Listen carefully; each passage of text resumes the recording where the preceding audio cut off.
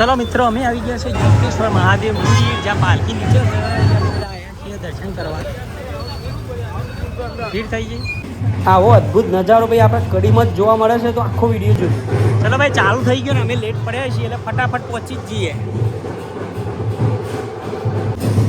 શ્રાવણ મહિનાના અંદર ભાઈ આ યોગેશ્વર મહાદેવ મંદિરના અંદર રાત્રે 9 વાગે મહાદેવની આ પાલખી નીકળે છે ને એનો નજારો છે.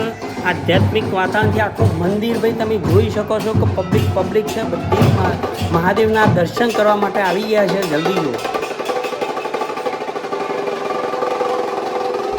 કડી શહેરમાં આવેલું પવિત્ર યોગેશ્વર મહાદેવ મંદિર ભક્તો માટે શ્રદ્ધા અને આસ્થાનું સુંદર સ્થાન છે.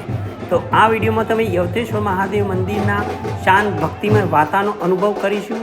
મહાદેવના દર્શન કરતાં મનમાં એક અલગ જ શાંતિ અને સકારાત્મક અનુભવ થાય છે. તો ભાઈ તમે આવો નજારો જોવો હોય તો શ્રાવણ મહિનામાં સોમવારે ભાઈ આ જગ્યાએ આવવાનું ભૂલતા નહીં.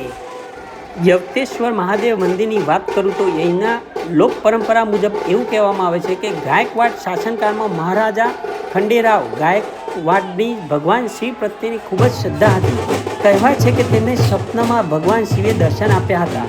સ્વયંભૂ શિવલિંગ મળવાનું સૂચન કર્યું. ત્યારબાદ જવના ખેતરમાં શિવલિંગ મળ્યું અને સંસ્કૃતમાં જવને યવ કહેવામાં આવે છે અને તેથી જ યોગેશ્વર મહાદેવ નામ પડ્યું. આ યોગેશ્વર મહાદેવ ધાર્મિક સ્થળ જ નથી, પરંતુ કડીનો ઐતિહાસિક વારસાની એક ઓળખ જણાવતું એક સ્થળ છે. ભક્તોની આસ્થાનું કેન્દ્ર છે.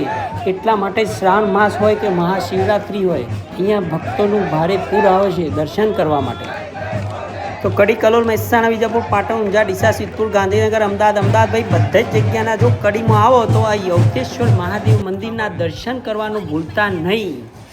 ચલો મિત્રો, પાલકીના દર્શન કર્યા હોય તો લાઈક, શેર અને જય યોગેશ્વર મહાદેવ લખવાનું ભૂલતા નહીં.